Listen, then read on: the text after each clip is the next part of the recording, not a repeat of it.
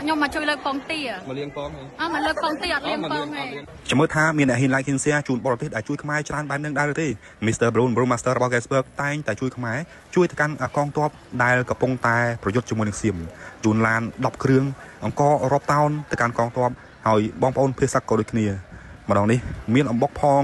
មានពងទាផងពងទាម្ដងនេះគឺមួយលានគ្រាប់តែម្ដងទើបតែប្រកាសកម្មវិធីម្សិលមិញឲ្យបងប្អូនជួយជាកម្លាំងស្ម័គ្រចិត្តទាំងអស់គ្នាឥឡូវនេះឃើញថាសិស្សានុសិស្សក៏ដូចជាគ្រូដឹកនាំមកយ៉ាងច្រើនតែម្ដងពងទាមួយលានគ្រាប់បាពុតជាច្រើនមែនទែនសម្រាប់ជនភេសកប៉ុន្តែជួយជាក់ថានៅតែខ្វះខាតតែ Gasberg នឹងជួយបន្តទៀតសំខាន់កម្លាំងសាមគ្គីរបស់បងប្អូនគេថាស្មារតីស្នេហាជាតិសិស្សានុសិស្សពុតជាច្រើនខ្លាំងមហិមាដោយសម្ដេចបានមានប្រសាសន៍កងទ័ពម្នាក់ប្រជាពលរដ្ឋម្នាក់ក៏ជាកងទ័ពប្រជាពលរដ្ឋម្នាក់ស្នេហាជាតិគឺជាកម្លាំងដ៏ខ្លាំងក្លាសម្រាប់ជាតិទាំងអស់គ្នាទឹកចិត្តស្នេហាជាតិស្មារតីស្នេហាជាតិនេះគឺយើងត្រូវតែសាមគ្គីគ្នាជាទ្រង់មួយដើម្បីលើកស្ទួយក៏ដូចជាគ្រប់គ្រងដល់រដ្ឋាភិបាលយើងក៏ជឿជាក់ថារដ្ឋាភិបាលនឹងដោះស្រាយក៏ដូចជាឆ្លងផុតនៅវិបត្តិមួយនេះប៉ុន្តែទោះយ៉ាងណាសៀមឈ្លានពាននៅតែទន្ទ្រានហើយចិញ្ចឹមចិត្តចង់បានដីខ្មែររកលេះរកផលបាច់គ្រប់សពបែបយ៉ាងដើម្បីបំផ្លាញខ្មែរកុំឲ្យងើបមុខរួចប៉ុន្តែទោះយ៉ាងណាយើងខិតខំតស៊ូព្យាយាមហើយដោយបានបញ្ជាក់នៅពេលដែលគេចង់ឲ្យយើងរៀបដល់ដីយើងត្រូវតែរឹងមាំក្លាហានងើបឡើងតស៊ូប្រយុទ្ធជាមួយនឹងសៀមរហូតដល់ទីបំផុតទ័ពកំពុងតែប្រយុទ្ធឯទ័ពចូលក្រោយក៏កំពុងតែមុតជួយទៅកាន់បងប្អូនភេសកនិងកងទ័ពដូចគ្នាសួរទីមកថ្ងៃនេះមកស្អីខ្ញុំមកជួយលើកពងទាមកលៀងពងមកលើកពងទាអត់លៀងពងទេមកលើកចាអរគុណច្រើនបាទទាំងអស់គ្នាសុទ្ធតែជាអ្នកស្ម័គ្រចិត្តមកពីសាលាបងអីសាសាលាមែនទេចាតែអត់ពីហ្នឹងសុខចិត្តមកជួយរៀបពងទាជាមួយអូសាលាយើងប្រាប់ចាំត្រូវហ្មងស្ម័គ្រចិត្តមកនឹងឯងឬក៏ណាគេឲ្យមកស្ម័គ្រចិត្តមកខ្លួនឯងគ្រូឲ្យមកឲ្យស្ម័គ្រចិត្តដោយសារអីដោយសារអាណិតជនភេសកហ្នឹងគេគាត់ដឹងថាពងទាមកលៀនគ្រាប់របស់គេយកទៅណាយកទៅជូនជនភេសកហើយនឹងវាកំជួយចិត្តនៅពេលដែលឃើញសៀមឈ្លានពានទឹកដីខ្មែរបានហ្នឹងជួយចិត្តដោយសារមានចិត្តជាកូនខ្មែរមានអារម្មណ៍ថាអត់សុបាយចិត្តនៅពេលឃើញប៉ុន្តែយើងឆ្លងកាត់វេលាបែបហ្នឹងអញ្ចឹងយើងមានថាយើងជួយតាមលទ្ធភាពដែលយើងអាចធ្វើទៅបានក្នុងនាមបច្ចុប្បន្នយើងនៅតែជាសិស្សនៅឡើយហ្នឹងតែយ៉ាងណាអ្វីដែលសំខាន់គឺខិតខំរៀននៅពេលដែលយើងរៀនបកាយើងខ្លាចជាមនុស្សល្អមានប្រាក់ខែច្រើនយើងអាចជួយសង្គមជាតិបានច្រើនជាងនេះអរគុណច្រើនមុននឹងចាប់ផ្ដើមវិកខ្ចប់ពងទា Mr. Brown ក៏បានចាត់ជូនក្រមាអនុស្សាវរីយ៍ក្រមានេះយើងអាចប្រើបានគ្រប់សពបែបយ៉ាងដោយបងប្អូនបានដឹងថាក្រមាខ្មែរពិតជាមានប្រយោជន៍មែនទែនពេលដែលបែកញើសពេលដែលត្រូវការជូតគឺយើងប្រើក្រមានេះផ្ទាល់អញ្ចឹងហើយ Mr. Brown គឺមិនភ្លេចតែងតែទៅណាក៏ជូនក្រមាទៅកាន់បងប្អូនទាំងអស់គ្នានេះជាកម្លាំងស្មារតីស្នេហាជាតិហើយក៏នៅតែសរសើរ Mr. Brown Master របស់ Gasberg ដែលតែងតែចំណាយថវិកាជួយទៅកាន់បងប្អូនខ្មែរគេថាខ្មែរជួយខ្មែរបងប្អូនគ្រប់គ្រង Gasberg គឺក៏ដូចជាជួយជាតិផងដែរហើយទឹកចិត្តស្នេហាជាតិមួយនេះគឺមិនអាចកាត់ថ្លៃបានដោយសារតែការជឿចាប់នៅការឈ្លានពានសៀមលើទឹកដីខ្មែរម្ដងហើយម្ដងទៀតយើងក៏មិនភ្លេចនឹកគុណដល់វរៈកងទ័ពដែលពលីនៅសមរភូមិសូមបងប្អូនទាំងគ្នាសង្រួមចិត្តទាំងអស់គ្នានឹកគុណដល់វរៈកងទ័ពដែលពលីលើសមរភូមិ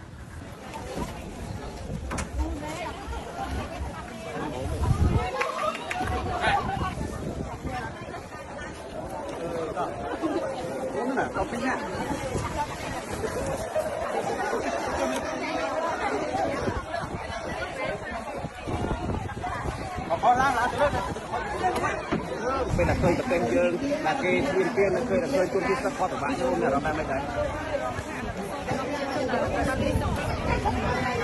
អរគុណជាចាក់ខ្លាំងគេដែលនៅពេលដែលគេបំផិតបំផ្លាញសម្បត្តិរបស់យើងដូចជាភាសារបស់យើងអញ្ចឹង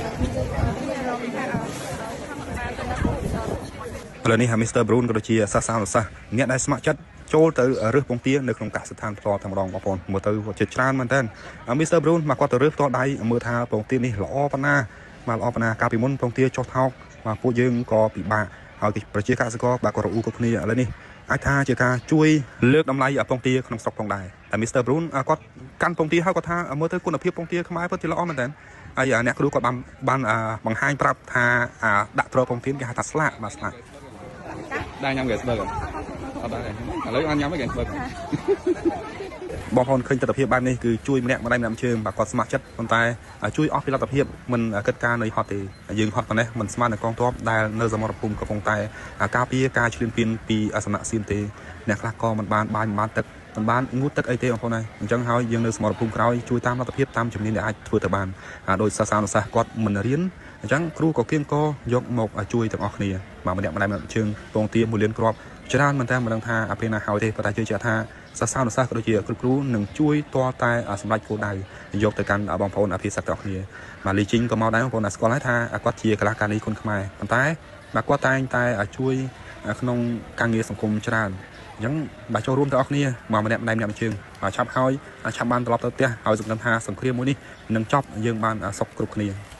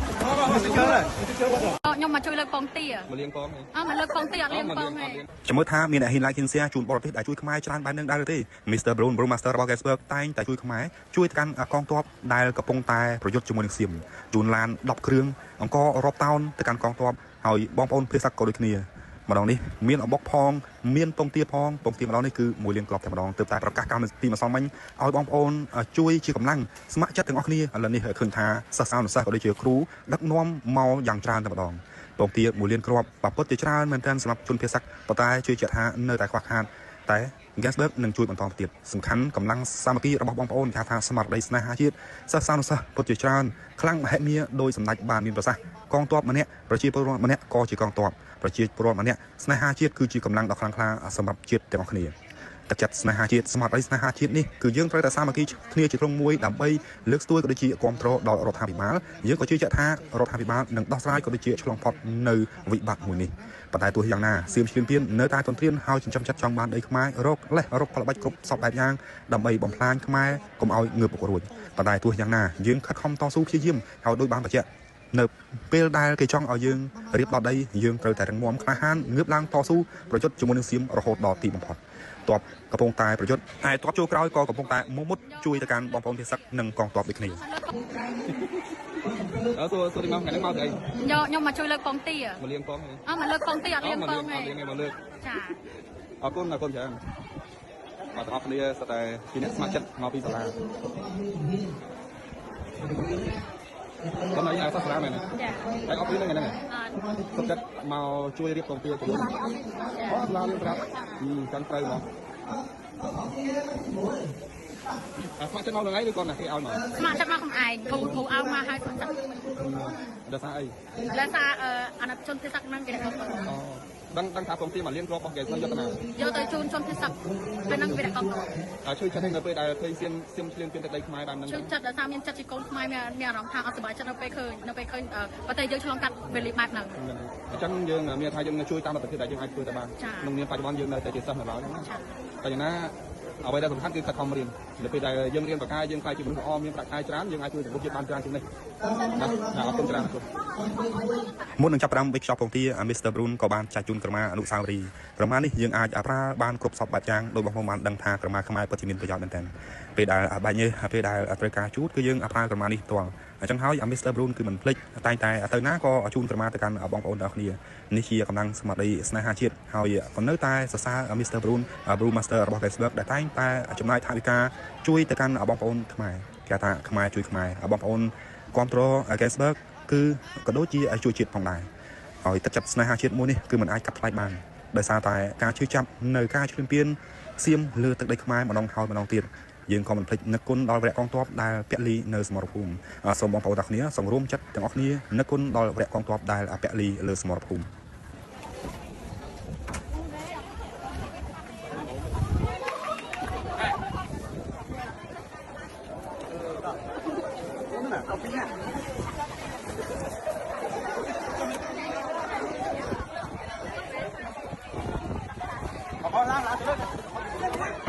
เป็นเคยตะเต็งเยอะแต่เกย์เปลี่ยนเคยจุดที่สะพอตะบ้านเนี่ยเราได้ไม่ได้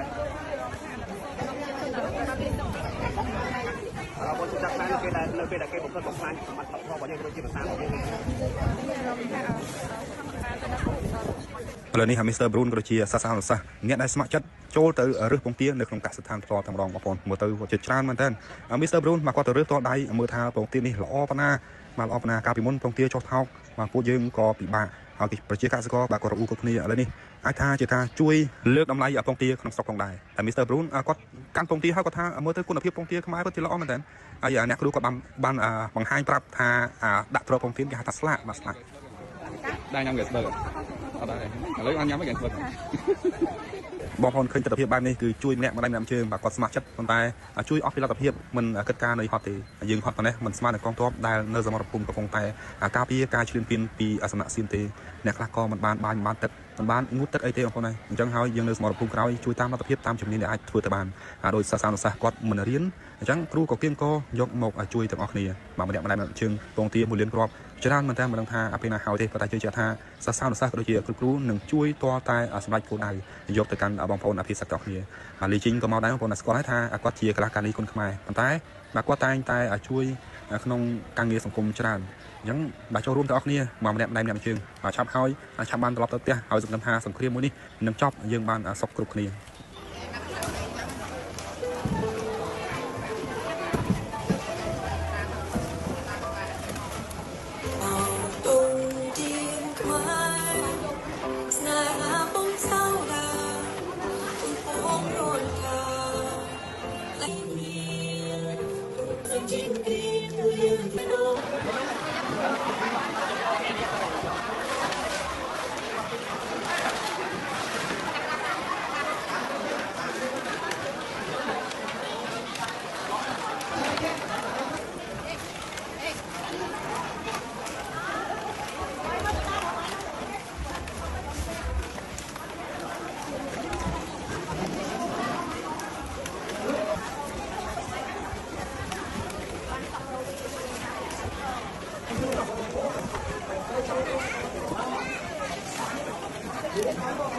Apa ini lepas?